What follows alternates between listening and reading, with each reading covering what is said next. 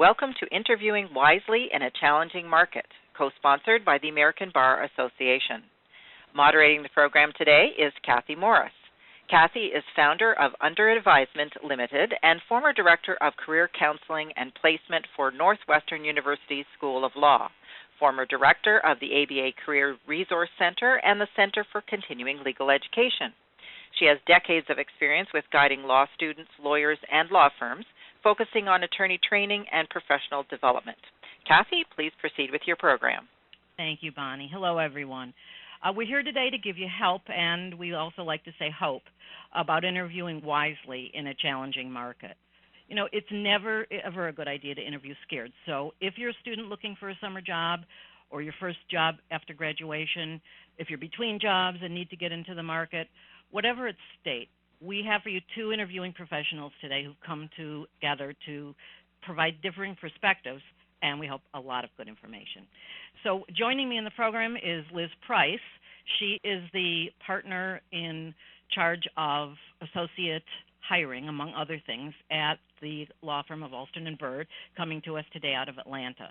Liz previously was a litigator, and she's now called the professional personnel partner. From San Francisco, we have Evan Anderson, and Evan is a legal search firm leader at a company called BCG, many of you may have heard of, and Evan has a specialty focus for placing candidates in diversity, and he's also an experienced former legal career counselor previously with the entity then known as Shannon and Manch. And I am, as always, your moderator, and look forward to getting your questions and answering as many of them as we possibly can today. Now, we want to take a quick peek at our agenda, and that tells you that we're going to have, as always, faculty discussion and short tips on our topic. We're going to have audience questions peppered throughout. We're going to have something we call agree, disagree, where the speakers take a look at a statement and either agree, disagree, and tell you why. We have their takeaways at the end of the program so that even after the program, you'll have a number of things to think about and even do. We'll talk about the other programs in the series, and also remember that there's a live chat after this program for a half an hour, a very special offering from the American Bar. We'll tell you about how you can go right from the program into the live chat today, if you have the time, and if not, everything will be archived later, so you'll be able to catch up and get all the information.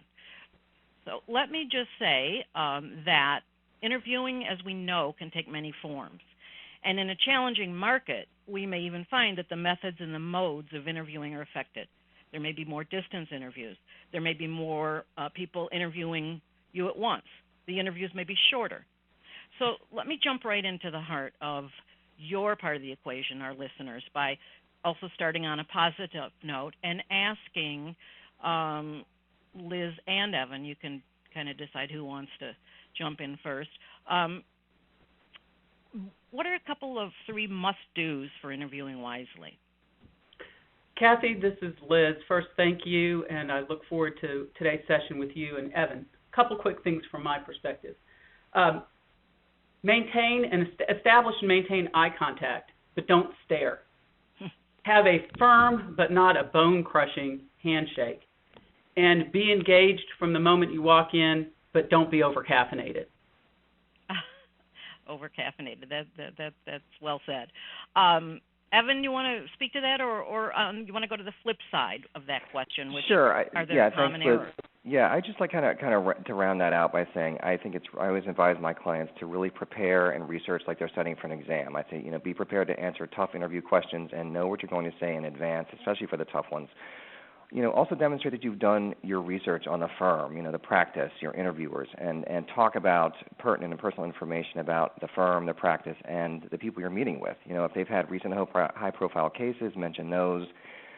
Firm milestones like anniversaries, accomplishments, attorney accomplishments, all that stuff goes a very long way. Now, let's take the flip side, those being good, positive tips about things that people should do. What about common or even serious mistakes that law students and lawyers tend to make in interviews? Are there any, Evan, kind of obvious yet significant missteps that you've seen over and over? Oh, yes. I mean, there are some obvious ones that I think are pretty timeless, like showing up late or saying negative things about your current employer. But I'm noticing that through the years that interview mistakes tend to change with the times, and they tend to be a function of generations. Like right now I'm seeing, a lot of people leaving their cell phones on and not dressing appropriately because it's a much more casual work environment these days. So those are two big missteps. Well, if you go into, as a follow-up, an environment is casual to interview, and you're the interviewee, should you dress up anyway? Absolutely. Only if you've been told in advance. This firm does not dress formally. Please come dressed casually. A blazer is fine. Only if the firm advises you in advance, or the organization advises you in advance, should you show up in casual dress. Otherwise, always expect to wear a suit, even for a video interview. Is it okay to ask when you schedule your interview if the No, I don't tell my clients to do that. I say just assume. I mean, I've had cases where law firms or even in-house interviews have they've told candidates specifically not to dress formally. But I assume to always wear a suit. Okay, that's helpful. A suit or the equivalent. The equivalent, correct. Right. Okay, Liz, maybe is there a less obvious kind of maybe more subtle mistake that students and lawyers make, but maybe don't even realize they're doing it during an interview? Yes, I think there are probably several. And first, I would say I agree absolutely with everything that Evan has said. A couple of things that I think are perhaps less obvious are statements that people make that indicate that this job that they're interviewing for is just a stepping stone to something bigger and better, making comments like, I'd like to start my career here, and then going on to what you, quote unquote, really want to do. Another thing I see that's a little less obvious is when interviewees frame their responses to questions in a way that's all about them and what they hope to gain, and doesn't include any element about what they hope to give to the employer. For example, I'm looking for a place that gives me training and support, instead of I want to contribute to a team that thinks creatively to solve a client's problems. That's interesting. I think even mentioning the word client goes a long way in these interviews, and a lot of people don't think to do that. I think that's very true. It's a practical, business-oriented approach that is very much appreciated by interviewers. Right, and even if you're focused for a public interest opportunity or something that you might not think has traditional clients, you still want to focus on who you'd be assisting and advising and helping the employer solve problems for. Absolutely. Right? Okay. And there's something I wonder about because, we've said don't be negative, but I think law students sometimes don't realize when they're being negative. They might say, oh, that wouldn't be a problem, and they think they're saying something positive and enthusiastic. Can you speak to that, either of you? Yeah, I would say that people often don't hear what they're saying, and there are much more positive ways to get that same point across. Instead of saying that wouldn't be a problem for me, you could say something more positive, like I'm very comfortable with that type of situation. In fact, I've had the opportunity to do that before. And you want to always be leading with the positive, and when you can, giving examples why the attribute or the factor or the characteristic that the employer is looking for is something that you hopefully have experience with, or at least you're eager to do. And I would say, just to kind of round that out, I think that often that candidates, when they establish rapport with an interviewer, that they feel comfortable enough to start sort of unloading and talking about all the negatives they're experiencing in their current job. And that's such a no-no. You'd never want to do that. You never want to paint your employer or your supervisor or anybody you work with in a negative light. Again, just to reinforce what Liz said, lead with a positive and end with a positive, because those things reflect on you as an interviewee. So that's interesting. Here's a question people sort of dread, because we want to talk to them about how they can get specific, as you mentioned and whatnot. If the question is something like, tell me about yourself, or you sit down and they say, why do you want this job? And this is so broad. Lawyers, law students, they don't know where to start, or they don't know how long to talk. So Liz, can I ask you to offer some advice on where to start, and Evan maybe follow on about how long or how short a good answer might be? Sure, and I think really a great aspect of what we're going to talk about today is to focus on questions such as these that might not be the ones you really want to answer, as well as the ones that you do want to answer. But in this instance, I think you can look at these two questions that you raised. Tell me about yourself, and why do you want this? They're very broad questions.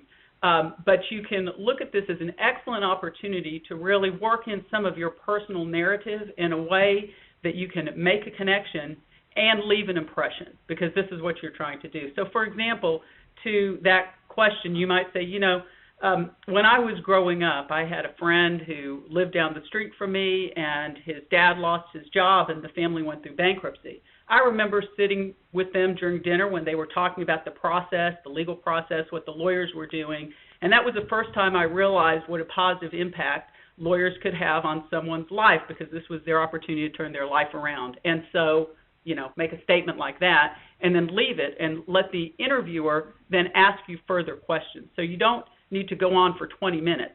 I would have a 90-second, 2-minute answer, and then hope that engages a longer conversation. And Evan, what if they are kind of then finished and there's sort of silence? I mean, what do you do with that? And do you agree that it's sort of a 90-second, or should you be kind of gauging what's going on in the room? Well, I always tell my clients not to stick to the 2-minute rule. Your answer should never go longer than 2 minutes. 2 minutes is actually a long time, for a listener to listen to someone respond to a question. So I always say never talk more than 2 minutes. And, for the tell me about yourself question, I always say lead with something personal, like I'm originally from Florida, and then jump straight ahead to, what started your interest in the law, where you went to law school, and your accomplishments, since then. Because that can be a very, very long answer. Tell me about yourself. But that helps, I think, curtail it. I think that, as long as your answers are not, curt or clipped, it makes you look more human. It professionalizes you. I think you can talk a little longer if the interviewer seems interested, but I always tell people to pay attention to body language. If you see someone's eyes glazing over, wrap it up like right then and come back and bring it back to them. Right. And then wait the next question. I always say, go ahead, Liz. Well, I was going to say the one thing you shouldn't say if someone says, tell me about yourself, the response should never be, well, what do you want to know? You should be. Right. Where would you like also to good. start? Right. Just start. Just know where you want to start. Yeah. And I always say too, you can finish your answer and say, does that help? Is that focus on where you wanted to start our conversation? You sort of can lob the ball a little bit back, conversationally. You don't have to just sit there and wait, and then if there's silence, and then sort of there wouldn't be as much silence if you do that. I have a question from the audience that I'd like to ask, because it sort of has to do with these dreaded questions and, kind of how you anticipate something. And Sharon says, how do you answer a question in an in-house interview about where you want to be in 10 years?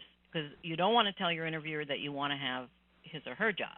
So how do you deal with that long time frame that they ask you to divine?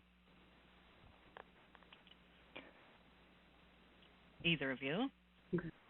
Well, I would not focus on the person's job. I would focus on things you might want to learn or be gaining from your job at the company. So you might say something like, I would hope in 10 years I would have a firm understanding of where the firm's, I would have been involved in strategic planning for the firm, or having the firm achieve some of its goals in this particular area that you're interviewing for.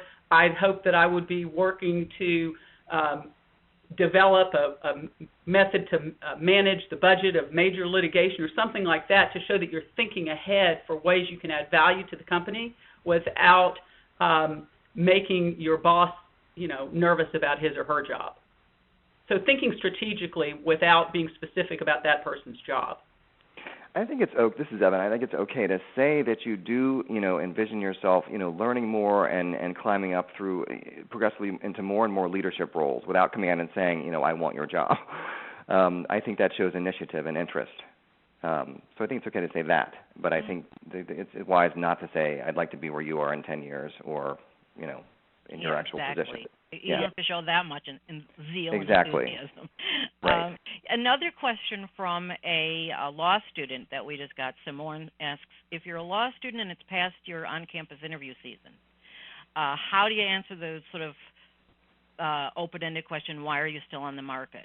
Or if they ask you something that, and I'm not saying this is what Simone is concerned about, but if they ask you something that, like, tell me about your grades, and maybe your grades aren't your strong suit, how do you jump right in to deal with a question that gets at a possible, what I sometimes lovingly call the underbelly. Mm-hmm. You know, and I'd love to hear what Liz has to say, this being a partner in a firm, but I always encourage clients, when I have these clients, you know, to really have a substantive, you know, believable story about why their grades aren't so great. Because let's face it, they're probably still in the job market because their grades aren't great, because they didn't make the cut for OCI. But I think I really encourage people to think about, you know, what has caused them to not perform or succeed as well as they otherwise might have. And, you know, is it family illness, or are they working full time? You know, be prepared to explain, you know, what the reason is for the low GPA performance. I agree with Evan, and I also think if you have low grades, if you show that, obviously you're aware of it, but that you're taking steps to improve. So, for example, you may have a low grade in a particular class, and it could be because you didn't appreciate either the way to study or the way to frame your answer, and so after you got your grade back, you went and spoke to the professor and you learned something from it. So always try and show that there's a positive that is coming out of this potential weakness, potential underbelly, so that you're learning from everything that's happening and you're adding to your experiences and growing in that fashion. You know, I can see that we're getting so many great questions here that we've really got a good topic, and I can also see that if people want to get on that live chat afterward, they could go ahead and answer questions that we didn't get to.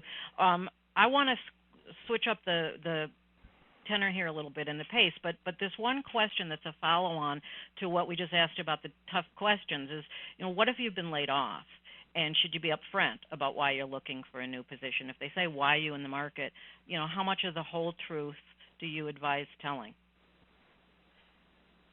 Well, in this market, that's not surprising. You know, if it were 10 years ago, it might be a little different. But I don't think employers are surprised that jobs are being cut and people are losing jobs, not because of performance, but because of capacity. And I think to say that, you know, the group in which I was working, we lost a major client and they had to cut back on headcount. I have people there that I've worked with who would be happy to give me a strong reference and, you know, give you their name. And obviously you want those references to show that, in fact, you did good work. Frankly, even in a situation if you've been let go because of performance issue, it's very rare, I think, that you couldn't find someone at your former employer who would still be willing to talk about the very positive attributes that you brought to that job, and you need to capitalize on that. Right, and you know, sometimes it's hard when a lot of lawyers and law students are what we would call introverts. You know, they're quiet by nature, shy by nature. You know, it's hard for them, you know, to talk about themselves, and especially these, you know, sort of questions they've anticipated that they hope they won't be asked.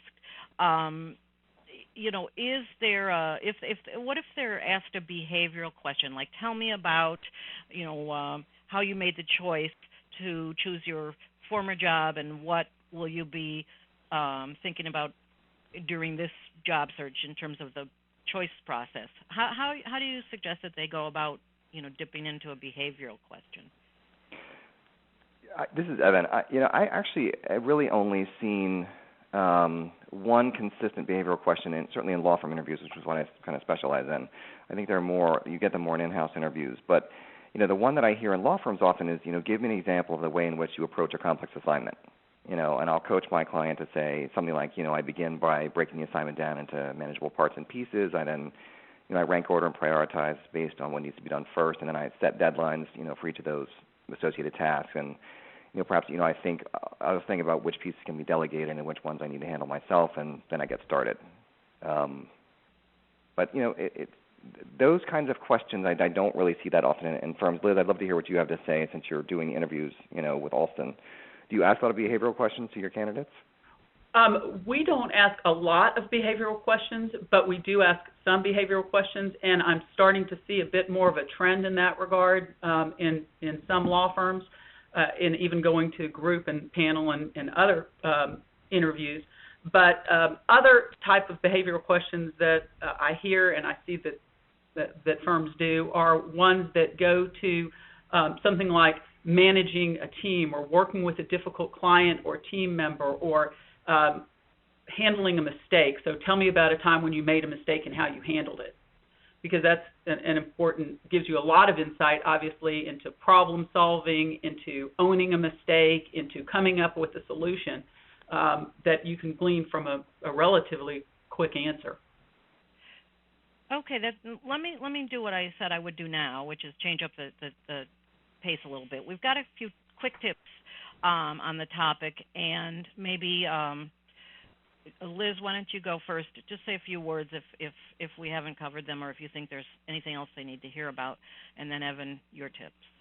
Sure. Well, Evan kind of mentioned this first one, know the employer, off the bat, and it ties in a little bit to obvious mistake as well. I mean, you need to have done some research. It's not very helpful if you're in an interview and you're talking about wanting to do, international arbitration in the Dallas office when the law firm only does that in their New York office. You really have to be aware of what the firm does and show that you know what you're talking about. I think that one's pretty obvious. The know yourself, this one I think is important, and I'm not sure people come into interviews, particularly if it's a first interview, with having really thought about this in terms of what do you personally have to have at the place where you're going to work versus those things that would be nice or those things that don't matter. So, for example, are you the type of person who operates better in a transparent atmosphere where you know, for example, compensation? Or are you a person who prefers a closed compensation system? You need to think about things like that because firms can be very different in that regard. But then again, it would be nice, could be, maybe they have a 401k matching. That would be nice, but you don't have to have it. And it doesn't matter if they have child care for you at this point in your life or a firm dining room. Those things just don't matter. So you need to be thinking about what you're hearing in various employment opportunities that are important to you versus not important. Let me jump in before we have Evan, but if you're at an interview, maybe a small firm, and you just want a job, you don't know what you want to do next, you didn't like what you did before, but you're kind of clueless about what you want, but you want a job. How do you don't have must-haves, or it would be nice, or maybe that's all, it doesn't matter in that sense, but we want to give people hope to kind of think on the positive side. Have there, Evan, in your career counseling, have you counseled people who sort of they didn't really care what they did next, maybe they were a little concerned about where their career was going, but then they got something and they started to love it, and sort of what if you really don't know? I have to say I'm not really a fan of people going into interviews not having a clear idea about what they want, because I think when you're not clear about yourself coming in the door, the firm isn't clear about you, and there's no confidence in you potentially as a hire. I think I've worked with a lot of clients to help them really think about just one area of law, one practice area where they have an interest, so they can focus their search and speak confidently in interviews and get a job. I mean, I don't think it's good idea to walk in the door and say, I don't really care what I do. I think you should care. I mean, I think with if you're looking at new hires right out of law school, if looking at 3L hires, I mean, a lot of the firms will do rotations and give associates exposure to different practice areas. If you're not one of those people, if you're not in that position, and I think your question speaks to people who maybe aren't, I think it's good to get maybe go through career services in your law school, at least try to get a handle on one area of the law that is of interest to you, and have something in mind, and preferably something that is currently market driven. All right. So now if you're going into something that you want to do, give a couple tips there. If you're going into... let's say that they've done their homework, they've figured out Liz's sort of equation, and they've done what you suggested, which is have a focus. So what are your quick tips for them from there? Well, I would say be able to very clearly articulate, why you're interested in this particular practice, what's appealing to you, convey the information very clearly, very confidently, ask very pointed questions about, the practice, show the firm that you've done your homework on that particular practice area, and just roll with it.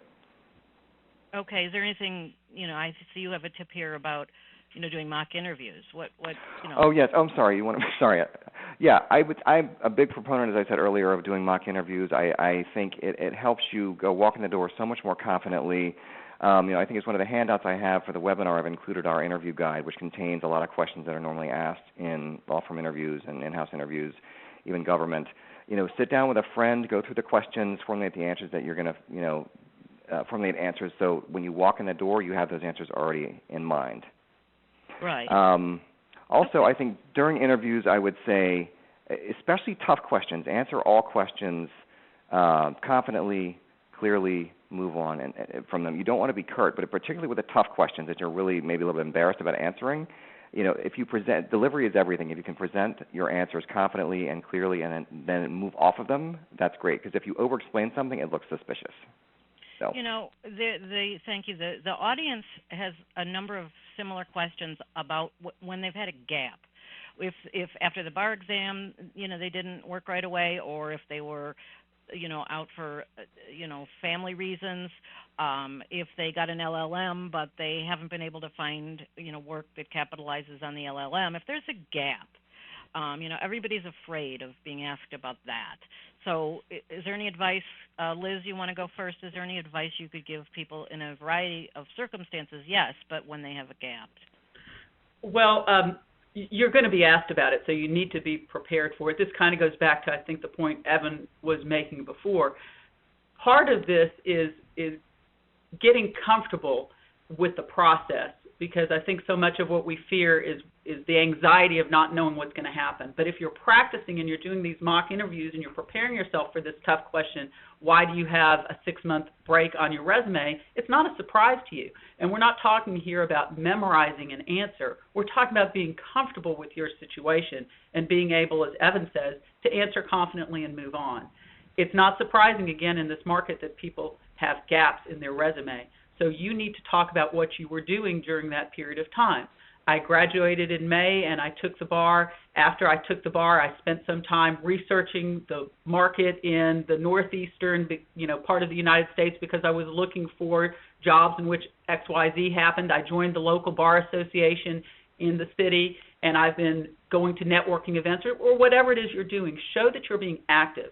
You don't want your answer to be, I've been sitting around eating bonbons and watching soap operas. Right. I would totally want to reinforce that. I mean, it's when I submit candidates to law firms, if I don't answer the question, it's the first question I get back. What has John been doing since he left Latham Watkins in August? And you have to be able to account for your time. You don't have to be working, but you have to be actively engaged. And you can say, I think law firms understand that job searching is a full-time job unto itself. But I think it's also good, to add some other activities like, I've been attending bar functions. I've been networking very, very steadily. I picked up some part-time work doing X. It doesn't have to be full-time employment, but, as Liz said, you have to demonstrate that you have been proactive and you're trying to keep yourself busy and engaged. We've got a flip side question of that. Those are good responses to people who do have a gap or who maybe aren't working. But there are some people who are working and that are asking us, well, what do you do at the interview when they ask you, well, you looks like you have a good job. Why are you in the market? Or they want to sort of know, how do you wend their way through that. For example, if their real answer is, because I kept asking for a more significant progression of tasks, and my employer, is not giving them to me. What do they? Why are you in the market? Tell me about, what you don't like. Maybe if they get more pointed about your current job, what do you do with that? Well, I think in that instance, let's take the situation where someone feels like they're not being allowed to progress in their current job.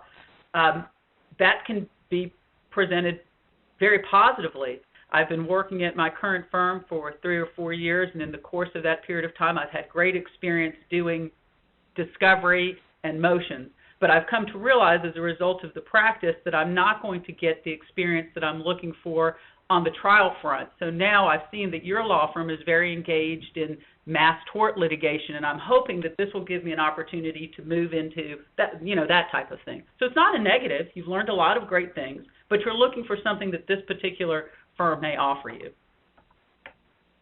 Okay. I hope that helps the people that were asking that question. And we do see some themes. We can't get to all of them, but here changing the pace a little bit. This sort of our way of agree disagree conversation. Really, here's what I guess I'd call some of the heart of the matter. Do you agree or disagree? The state of the market has no bearing on how you should interview. You need a job. You're in the market. has nothing to do with the state of things. I'll start this one off. Okay. Kat, this is Evan. I would disagree. I've worked with so many career counseling clients who've been laid off over the years, and that we reach a point where they have a mortgage, they have a family to support, they have bills to pay, and if the market isn't great, you really, really, really have to. You have to remain true to who you are, obviously, and always be honest. But I think you really have to tailor your answers in an interview to the needs of the employer, much more so than you would in a strong market. In a strong market, if you have good credentials and you're employed, you're in the driver's seat. I think you have a little more option. You have a few more options. If we're in a bad market, you don't have as many options, and you have to really, really try, I think, to meet the needs of the employer and really demonstrate to them that you want to be there and be able to tell them why. So. Someone asked a good question on this topic from the audience, and they said, and this may have something to do with the state of the market. You tell us if they're asked their salary requirements, either in the cold application or in an interview, more particularly for today's purposes. And we've just said you kind of have to be flexible and know that the market is what it is, but you don't want to sell yourself short. So how do you answer that hard question?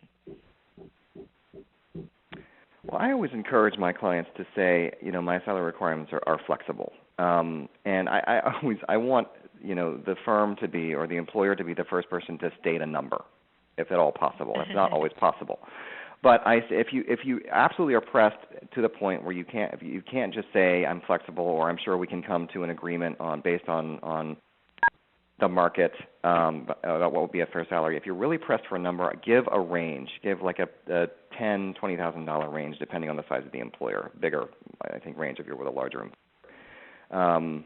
But if you can avoid giving the number first, I think that's ideal. Okay. Liz, that one doesn't apply as much to you because you're in a structure where there's sort of an obvious salary scale. But let's go on to the next agree, disagree, because people often wonder, oh, my goodness, I've done my research. I still have to ask them questions at the interview. So you agree or disagree, Liz, that interviewees should have a question or two ready to ask all the interviewers? I absolutely agree. I think if someone does not have a question for me after we've only been talking for 20 minutes, I wonder about their level of interest. And presumably, if you're truly interested in the job, this is going to be natural for you. But if it's not, this type of thing doesn't come so naturally to you, you should have multiple questions that you could feel comfortable asking anyone. It could be something like, what are you looking for in an ideal employee, or what are the top characteristics you see in your most successful new lateral associates? Or if in the course of the interview you've heard certain buzzwords come up with respect to the culture or the working environment of the company, you might say, well, I've heard you mention leadership a couple of times. What do you think makes for an effective leader in this organization? And things like that. So listen to what's being told to you, and then try and delve in more about what's important, because it will also give you a lot of insights into the firm or organization. Yeah, following on that, in some ways, somebody in the audience has a good question. I'll call him Jim, and he said, do you have any advice if you're asking your questions and they're answering your questions, and then they turn to you and say, well, I have one last question for you. How can I reconcile the fact that you've had, a good number of jobs? Whatever sector they've been in and whatever sector you're interviewing with, if you've had 4 employers over 15 years, you just answered lots of questions, you've asked yours, and then they zap you with something like that. What do you do? That is the question I think one of the tough questions that people should be prepared to talk about, as we were referencing earlier. You really have to prepare a good answer, I think, in advance. Be ready for this question. Be ready to talk about why you've made the moves that you have. I try to cast them in as positive light as possible. People, law firms in particular, do not like to hire people who are jumpers. They want to hear that there are good, legitimate reasons for people making moves. Like, my wife was transferred to another city, so I followed her there. Or there's a downturn in business, and I jumped. I had to make a jump before the firm did layoffs or folded or something along those lines. But there have to be legitimate reasons that don't have to do, I think, with you just feeling restless and wanting to try something new. I think the reasons should always be that you give should be outside yourself, to the extent that's possible. So you don't look like you're just, kind of shifting jobs on a whim. Right, and if you did move from job to job to get more responsibility, or because you were wooed there when someone saw you in action in a deal or in court, there are kind of nice ways to narrate, sort of how the progression of your career and why it's a natural one now to be looking for work with whoever you're interviewing with. Here's an audience question, and this sort of ties into the state of the market, the challenging market. She said the last two interviews she's been on were quick 20-minute screening interviews. And by the way, let me add, those could be over the phone too. So think about whether there's any different answer if you're not in person on this one. The question is, what is the best way to make a great, memorable impression in such a short time? I think one way to make an impression, and this could happen by video, by phone, or in person, is when you really listen to what the interviewer is saying and you connect on that level. So again, if it's something about the law firm or something about the company that they're working on, or an aspect of the culture of the organization, and you connect back with that and really engage in a conversation, you'll be memorable and you'll leave an impression and you'll show that you were listening. Evan, have anything to? Yeah, I would say, I've had attorneys say to me, this person clearly they read a brief that I wrote, and I wanted them on my team immediately. So if you again take an interest in the people who are interviewing you and really, really research, as I said earlier, I've said this 3 times, I think, really, really research the people you're meeting with, and get to know the cases they've been working on, especially milestone cases. Mention something that's specifically personal to them. I think it goes a very, very long way. That leaves a great impression. Well, here's something tough, and this is the last audience question I'm going to ask before we get to some quick takeaways that I think you've been thinking about. But, there are a number of questions here that have to do with things that could be or are illegal to ask about, or if someone gets the impression that may be a factor while they're talking to someone. For example, when is it ever appropriate to discuss your need for a flexible schedule? And what do you do if you think, somebody's posed a definitely illegal question to you? Well, I guess let me see if I can. Those are tough ones. With respect to a flexible schedule, I think that's hopefully there's something within the job posting, and now if this is a lateral or something like that tells you whether there's flexibility in the job or not. I wouldn't lead with the need for a flexible job, but I think I would explore the opportunities for flexibility within that organization during the course of the interview. So to talk about different work situations that people have, do people telecommute, how do people most often work in this environment, and kind of probe it that way before I came right out to say I need to work, 8 to 3, Monday through Thursday. Is that going to be acceptable to you? I certainly wouldn't lead with that. And then I'm sorry, I forgot what the second part of it was. Illegal questions. Oh, illegal questions.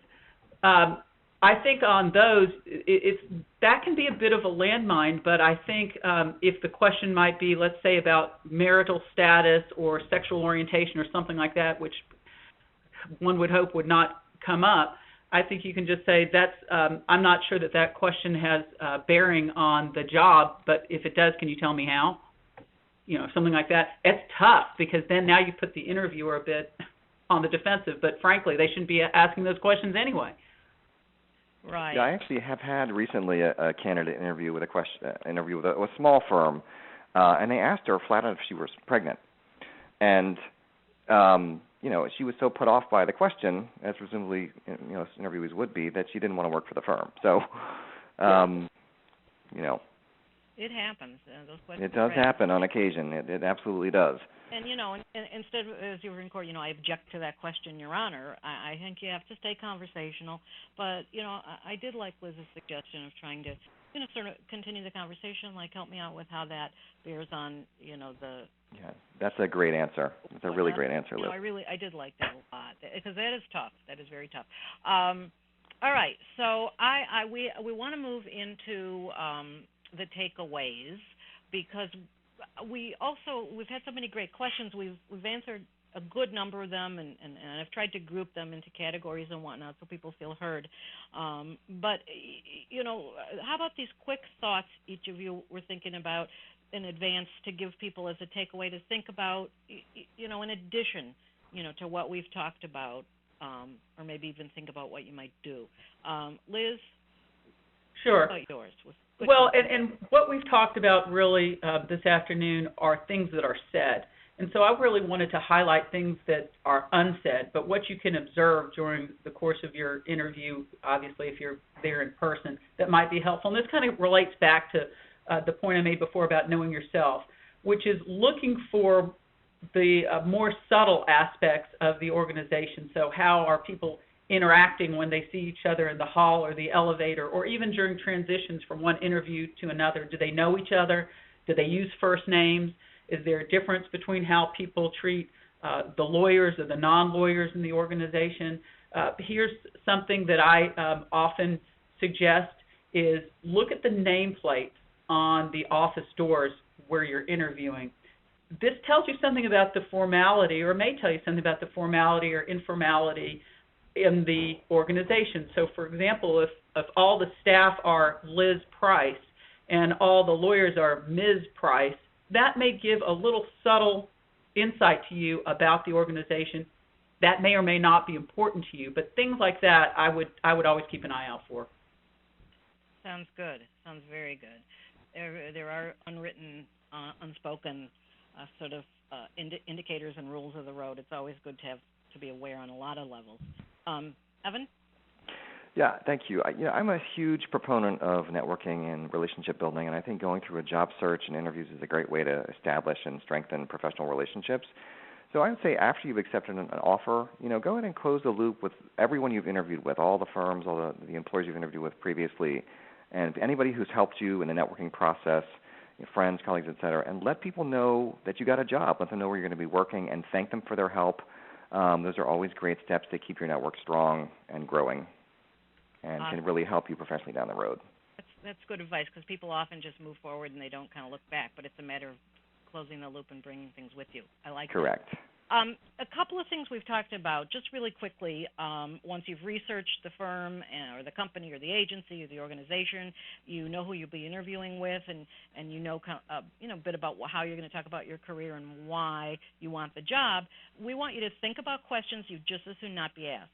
It's good to think about what you want to say, but also think about and prepare some thoughts. Don't be, canned or whatnot, but be ready about the questions you just as soon not be asked. And as Evan's suggestion was, line up someone who you do a mock interview with, enlist them to do something in person or by phone, and tell them, what questions you want them to ask you. If in addition to those they might think about, include behavioral questions. Try out maybe the questions you would be asking at the end of the interview. See if they think they're good ones. So take all the advice forward and really, do a lot with it if you can. Looking back, we talked about archiving programs and information we've had, and if you can go to the Career Advice Live site as often as possible to look back and ahead as to the programs we'll be having, that would really be wonderful. We have written materials. We have some video on our page, some that relates to today's program as well. And then for next month's program, and you can go ahead and register anytime you want. The registration is open. We're going to focus on top traits for success on the job. And we have some really interesting experts that'll bring a lot of information to you for next month. So we hope that you'll join us, then and every month, the second Friday. We're having, as we said today, the live chat, which is going to be open right after the program. And ambar.org/career chat, all one word, is the way to get into it. If you can't you will be able to look at the archived information. We don't want any of you to feel that you've missed out on all the information. So we want to thank you for being with us. We want to thank, obviously, Liz and Evan. They've been wonderful. Two other very fast reminders. Please wait for the evaluation that's going to come up on your screen and fill it in for us. If we can find out what you thought of today's program and what you would suggest we do going forward, that will really help us a lot. And the other reminder is then hang on to go on into the live chat. We want to talk with as many of you as possible. That's done all by typing. So type our answers back to questions you've typed in. On behalf of the ABA, I'm Kathy Morris, and we thank you all for being a part of this Second Friday Career Series. We hope you like that it's free, fast, and focused. We hope you think so, too, and that it's a valuable benefit of your ABA membership. Thank you much.